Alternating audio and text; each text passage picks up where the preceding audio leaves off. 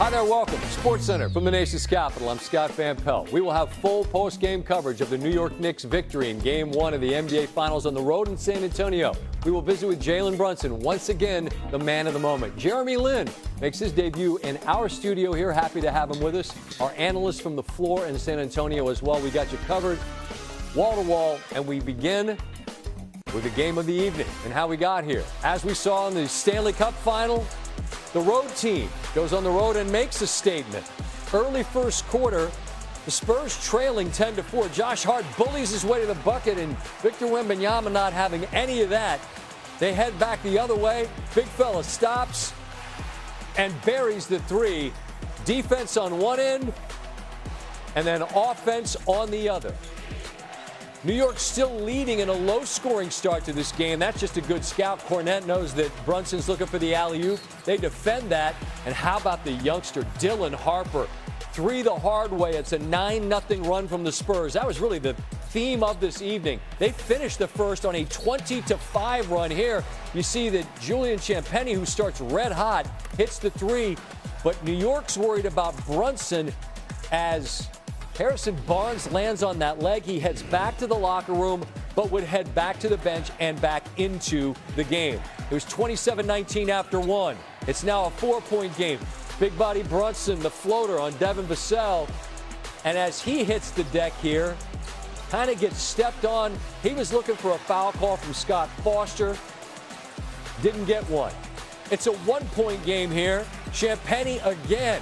He was one of the many heroes on the road in Game 7 with 6 triples, and he's whooping as he heads back the other way. And then a beautiful feed from Fox with the left hand to the corner. All three of these. Champagnie had 5 first-half triples. It's a 7-point San Antonio lead. It's growing now into the third. And again, it's Harper. Oh, that's just silly from the young man. Just 20. 16 points, the most by a Spurs rookie in the franchise's history in the finals. Karl-Anthony Towns, though, was a monster on both ends of the floor. Gets the rebound and the putback, and now it's just a 2-point game. Then Brunson puts on the brakes, hits over Champagnie, who's born in New York City and, of course, played for St. John's. Now on the other end, it's Wemby. And as soon as he gets there, you know he can dunk, and he does. He beats Mitchell Robinson to the cup and has the length to get the dunk, and we're tied heading into the fourth. We're tied just about midway through the fourth, and then look, you see no Wembanyama on the floor. Brunson attacks with the left-hand float. Once again, where's one? Well, he's trailing the play. Again, it's Brunson to the cup, and the lead now grows to 6. On the other end, Champagnie way off in the second half. The lead is 6. Brunson doing what he does with the scoop. And the ability of the New York bigs to get in the way of Wembanyama like a chip, if you will, like a running back, maybe trying to block a defensive end to keep Wembanyama away. A Wembanyama there, though, on the other end, gets the layup, and it's a 1-point game. They now lead by 1, and after New York got stuck on 94 seemingly forever, it's Brunson with the big three that gives them the lead.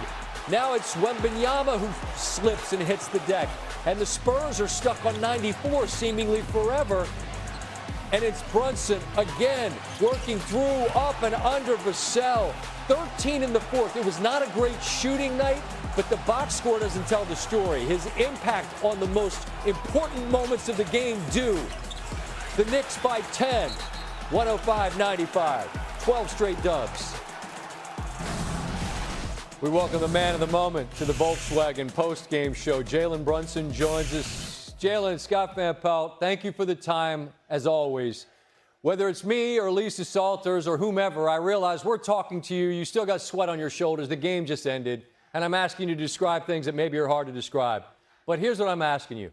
Can you explain to me the level of comfort that you seem to find in the moments that matter the most, when you seem to be unbothered by whatever the circumstance is and are able to deliver what has to be delivered? Yeah, I'm just finding a way. Obviously, throughout the game, wasn't my best, but through thick and thin, I trust my work, trust everything I do, and I stay confident in those moments. It seemed, you tell me, but it seemed that both sides at times, like a fight. It felt like there were levels of exhaustion and what seemed to me from a long way away to be an awfully physical game. Is that a fair way to describe what you experienced out there? I mean, it was two teams just going at it. I mean, yeah, this is the end of the road, and everyone's going to give it their all.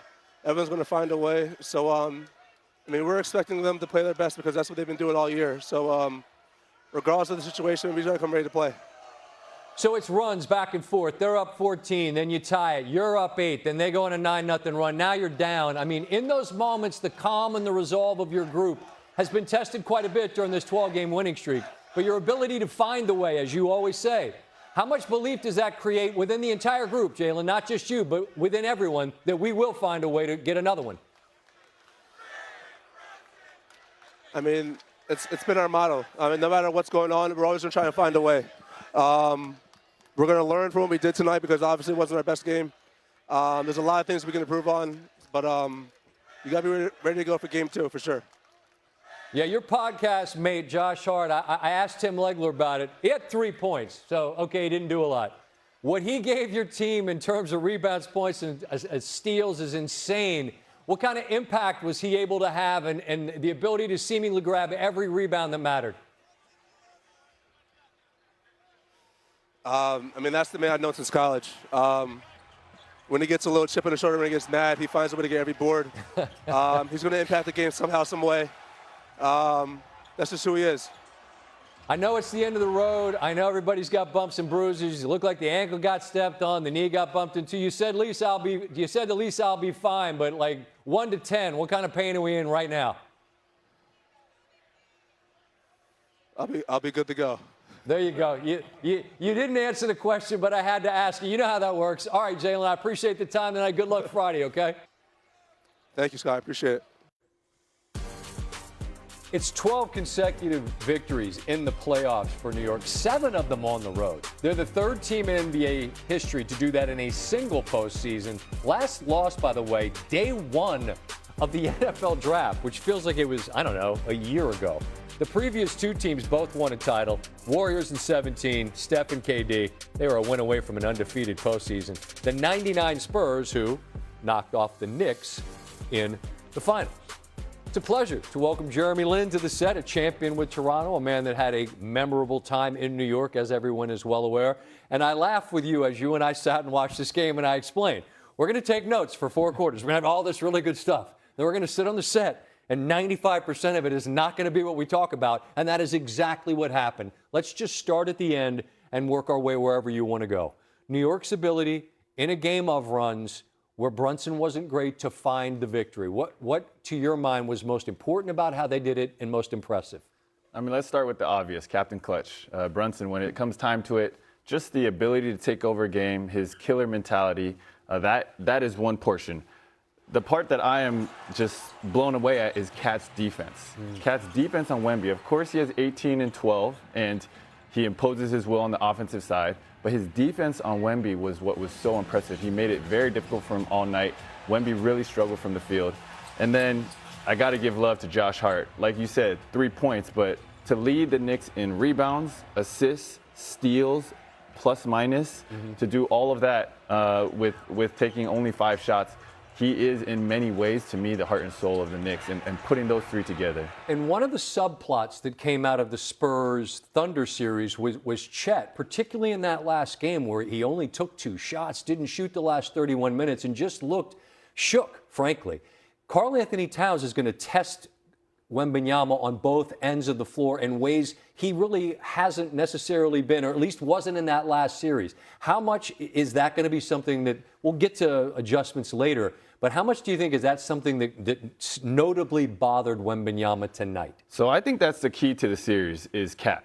I think Cat's ability to shoot and shoot from deep with a quicker release than Chet. Early in the first quarter, you see he just is driving right downhill, right at Wemby, just taking it to him.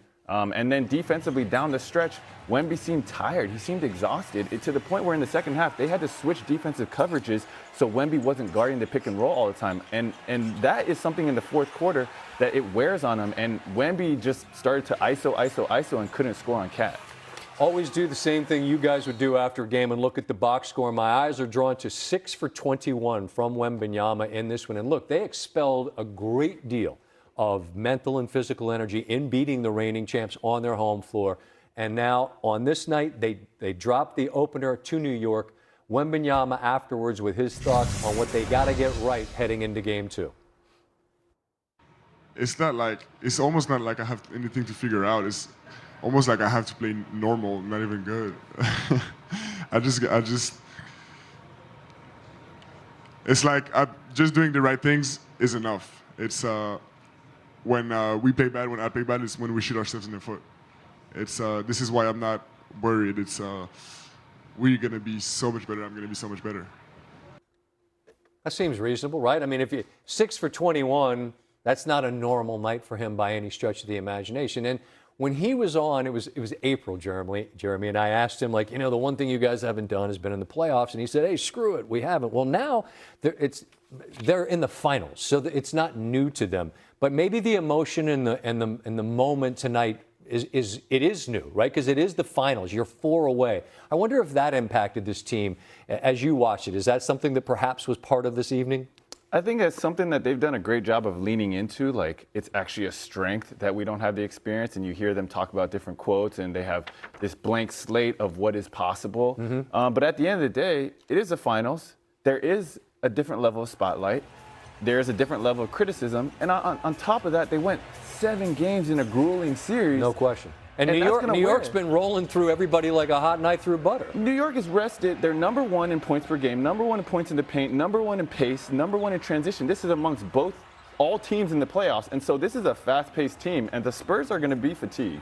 All right, we're going to get to adjustments later, but just one quick one that I do want to get from the card to the people, and that's the way that New York off switches with Karl-Anthony Towns, something for folks to keep an eye on, how that can lead to a mismatch, whether it's on a shot or through offensive rebounds. I thought that was important. Yeah, they're doing this peel. The Spurs are doing a peel where if Jalen Brunson breaks the three-point line, the guard who's guarding Brunson peels off to Karl-Anthony Towns. Towns did a great job of just getting into the paint, trying to get offensive rebounds, and that's, the biggest difference in the game, if you look at the advanced stats, was second chance points, a large part due to Cat. Yeah, he had 12 rebounds, 4 offensive, and it's just off those mismatches. I found it fascinating what you pointed out to me, because off the guard, maybe he's not shooting over the guard, but now he's able to get a rebound over the guard, and that's part of that switch and peel and whatever. It's just, this man knows a lot about the game. I'm trying to share it with you, and most of what was on the card, we just chucked out the window. All right, we'll talk adjustments because that's something people are always interested in a little bit later in the program, all right? I appreciate it, Scott. Right. We're going to get our money's worth.